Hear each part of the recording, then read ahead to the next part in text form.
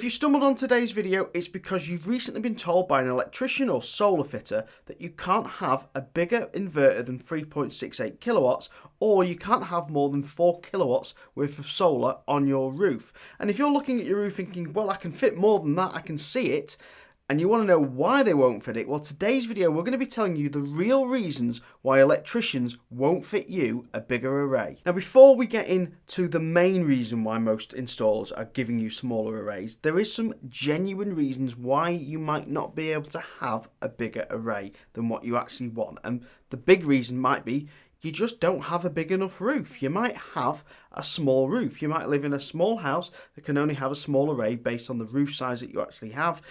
Or you're permanently in the shade, or you're permanently covered by another building, and only one of the roofs that you want to use is actually in an ideal spot. These are valid reasons. Now, if that is a valid reason, just check what wattage the panels are, because you can get different wattages in different size panels, and obviously the higher the efficiency of the panel, so the more wattage of that panel for that size, the more expensive it is. So if the electrician is quoting you a very large panel with a very, very low wattage, there is a possibility they're trying to avoid fitting you a bigger array because of the last point in this video. A reason they may give you is you don't want to generate more and export the energy because they pay peanuts. Well, there's a part argument for this, but we'll get to reasons why that's not completely true in a minute. Also, in the winter, you're going to generate less, so you want bigger panels than what you're going to just use in the summer because you want to, use the stuff when it's less efficient in the winter.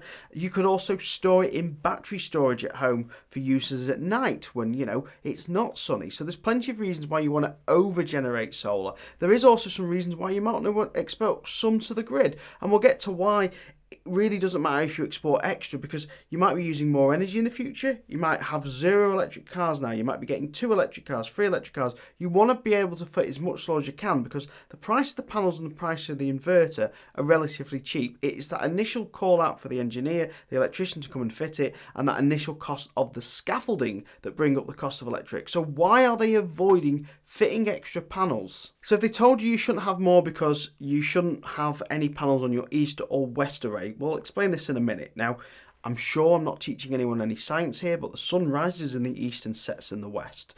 Now, obviously, you don't really want any panels on the north array. There's no point having any panels on the north. It's pretty much never going to have direct sunlight pointed at it, and it would be a waste of money. But if you have a east, south, and west roof, cover all those parts of the roof in solar, you're going to get the most benefit from the south array. Obviously, the south, put as many panels as you can. The south will be the best part of generation, especially if you've got battery storage. But if you've not got battery storage, or you want the best amount of energy profile, the east array will generate all the power you need for your house in the morning. That might be turning the kettle on, having a morning shower. The east array is going to have direct sun as it comes over and generate the most power. As the rest of the day moves, you're going to go down to the south, and as you're at the south array, the east and south array will still be generating power together.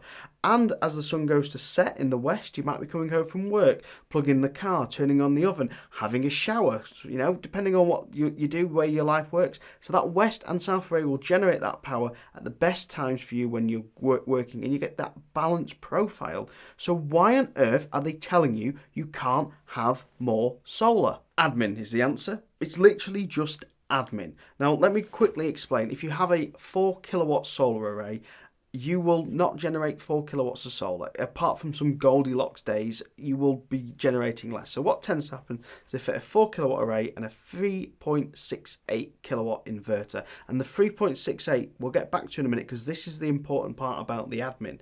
But basically, if you've got 7 kilowatts of solar and your inverter is 3.68, you're wasting your solar. Your inverter should be bigger than that. And a lot of solar installers will fit bigger solar panels, lots of solar panels. Okay, they might fit loads of solar, but only fit you a 3.6 kilowatt inverter. And they might give you an excuse that they've overspec the solar on the roof, so you generate 3.68 throughout the whole year. Okay, even in winter, which is true, you will generate less in winter, but you're wasting it in summer. You've got this big array and only a tiny inverter. So why are they only fitting a 3.68 kilowatt inverter? So in the UK, we have something called a DNO. That's a distribution network operator. Your DNO is in charge of your local electricity grid. So you've got the national grid and then you've got your DNO. Okay, for around here it's Electric Northwest. If you fit solar less than 3.68, you just do a G98 application. A G98 application is, I fitted solar at this house, it's currently live, and the DNO go, thank you very much for telling us, we'll put that on our file and make sure that the grid can cope in that local area.